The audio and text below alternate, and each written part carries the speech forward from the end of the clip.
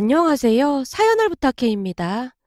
오늘의 사연을 소개하겠습니다. 어버이날을 맞이해서 부모님께 꽃과 함께 백화점에서 제일 비싼 한우 세트를 보냈습니다. 워낙 살갑지 않던 딸이었기에 보내놓고는 그냥 잊고 있었는데요. 어버이날 전날 아빠에게 전화가 걸려왔습니다. 딸, 뭘 이런 걸 다 보냈어? 맞다, 잊고 있었네. 선물 도착한 거야? 아주 잘 받았다. 엄마는 지금 눈물 콧물 다 빼고 난리도 아니다. 울어? 왜 울어? 내가 뭘 잘못 보낸 거야? 그게 아니라 네가 편지에다가 엄마라고 써준 거 보고 하루 종일 울고 있어. 아, 그게 뭘 울 일이라고 울고 그래. 아빠, 나 바빠서 이만 전화 끊을게. 그래, 우리 딸 정말 고맙다. 쑥스러운 마음이 들어 제가 급히 전화를 끊었는데요. 엄마가 그토록 많은 눈물을 흘렸다는 말에 처음으로 뭉클한 무엇인가가 느껴져서 콧등이 시큰해졌습니다.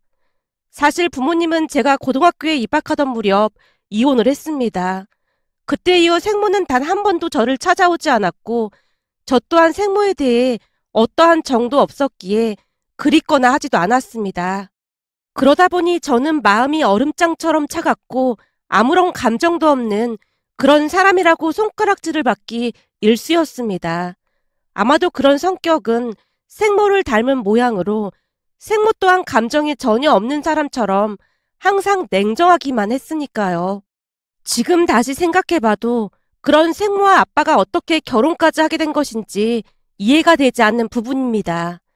고등학교 3학년이 되던 무렵 아빠는 지금의 엄마와 재혼을 했습니다.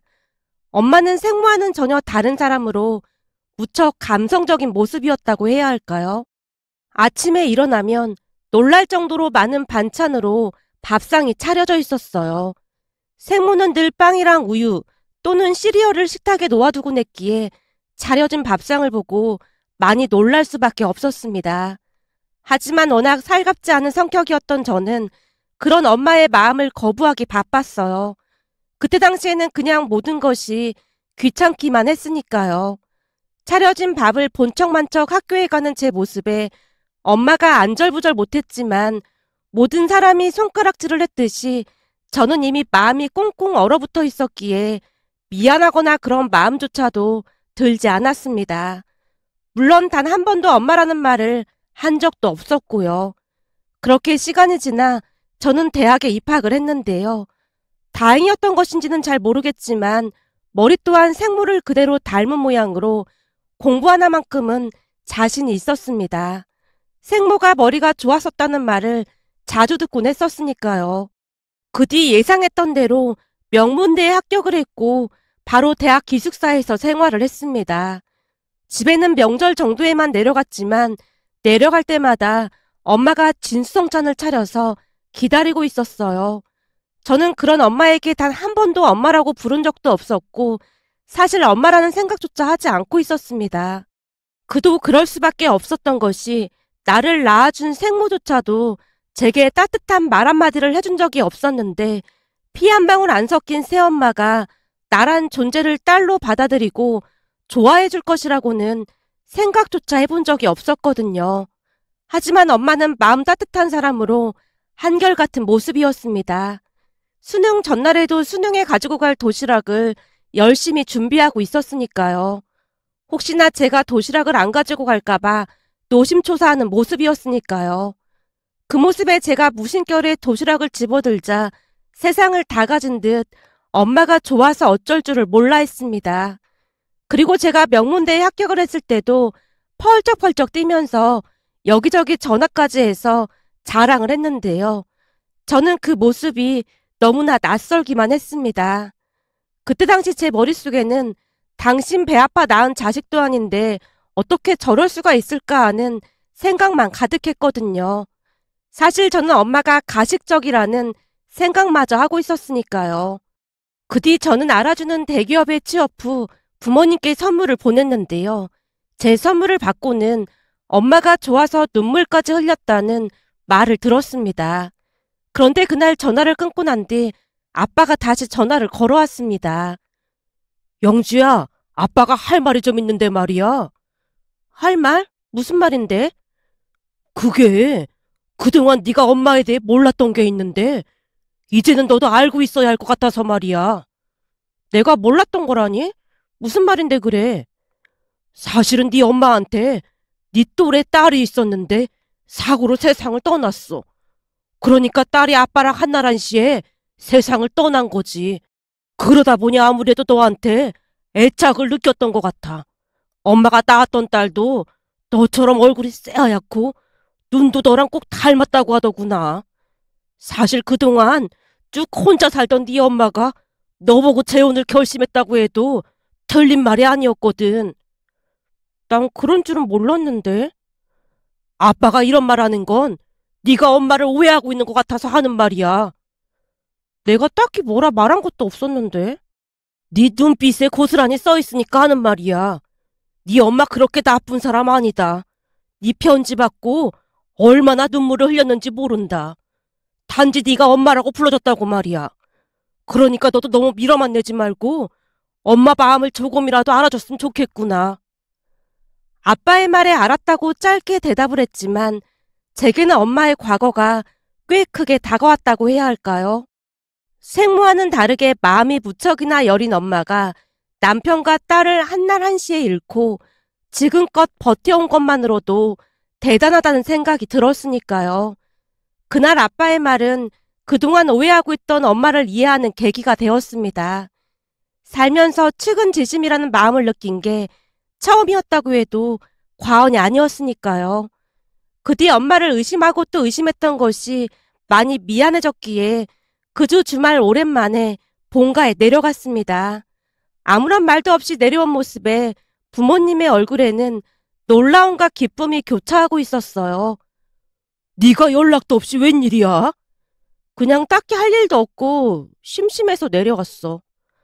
놀란 부모님의 표정에 제가 무심한 듯 말을 하자 엄마가 급히 물었습니다. 밥 안 먹었지? 네, 아직 안 먹었어요. 그럼 내가 얼른 밥상 차릴 테니까 잠깐만 기다려봐. 여보, 얼른 가서 장 좀 봐옵시다. 그럼 그럴까? 저기 그냥 간단하게 먹어도 될 것 같은데. 그래도 오랜만에 왔는데 맛있게 차려줘야지. 기쁨을 참지 못한 채 엄마 얼굴에는 미소가 가득했습니다. 잠시 후 먹거리를 어마어마하게 사서 두 분이 집 안으로 들어왔어요. 배 많이 고프지? 조금만 기다려. 미리 연락하고 왔으면 바로 준비가 됐을 텐데. 배고플 텐데 우선 이 꿀떡이랑 절편 좀 먹고 있어. 너 예전에 꿀떡이랑 절편은 맛있게 먹었잖니? 엄마가 거실 탁자에 떡을 내려놓고는 분주하게 음식을 만들었습니다. 홀로 거실에 앉아있자니 불편한 마음이 들어 주방에 들어가서 거들 일이 있나 물었지만 엄마가 손사래까지 치면서 말했어요. 됐어. 그 큰 회사에서 일을 하려면 보통 힘든 일이 아닐 텐데 집에 왔으면 푹 쉬어야지. 거기 냉장고에 보면 식혜도 있으니까 같이 먹고 있어. 엄마가 다시 분주하게 음식 만드는 모습을 보다가 놀란 채 물었어요. 혹시 그 한우 제가 보낸 그 한우 아니에요? 맞아. 한우가 어찌나 실한지 몰라. 엄청 비쌌을 텐데 뭐하러 이런 걸 사서 보냈어. 그거 두 분 드시라고 보낸 건데 왜 안 드신 거예요? 제가 두 분을 번갈아 가며 바라보고 있었는데요. 아빠가 고개를 절레절레 흔들며 말했습니다. 말도 마라. 조금 먹어보니 입에서 살살 녹더라고. 근데 엄마가 네 생각이 나서 먹질 못하겠다고 하면서 아껴둔 거야. 너 내려오면 먹인다고 말이야. 제가 언제 내려올 줄 알고 그걸 남겨뒀어요. 내 말이 그 말이야. 근데 네가 눈에 밟혀서 목에 넘어가질 않는다고 하잖니. 아빠와 제가 대화를 하는 중에도 엄마는 한우를 굽느라 바빠 보였는데요.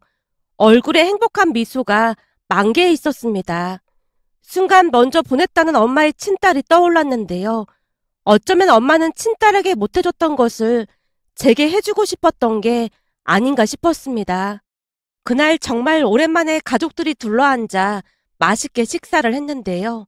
식사를 하는 내내 엄마가 제게 반찬을 챙겨주느라 여념이 없어 보였습니다. 이것도 한번 먹어봐. 싱싱한 게 아주 맛있네. 라며 숟가락 위에 반찬을 올려주기 바빴어요. 저는 괜찮으니까 같이 식사하세요. 나는 네가 먹는 모습만 봐도 배가 불러. 그리고 아까 오다가 시장에서 찹쌀 도너츠랑 꽈배기를 너무 많이 먹었더니 아직도 배가 불러. 엄마가 벨시시 웃었는데요. 아빠가 놀리듯 말했습니다. 네 엄마가 그 시장에서 파는 찹쌀 도너츠랑 꽈배기를 그렇게나 좋아하잖니. 그렇게나 먹는데 질리지도 않았는지 시장에 갈 때마다 사다 먹는다. 너도 나중에 집에 올 때 그 도너츠랑 꽈배기나 사가지고 와봐. 그럼 엄마가 엄청 좋아할 테니까. 아니야. 당신은 뭘 그런 걸 시키고 그래. 난 그냥 빈손으로 와도 다 괜찮으니까 가끔 오기만 해주렴. 눈가가 촉촉해진 채 엄마가 말을 꺼냈는데요. 그동안 너무나 무심했다는 생각이 들어 미안한 마음이 가득했습니다. 그날 정말 오랜만에 맘 편히 식사를 했던 것 같습니다.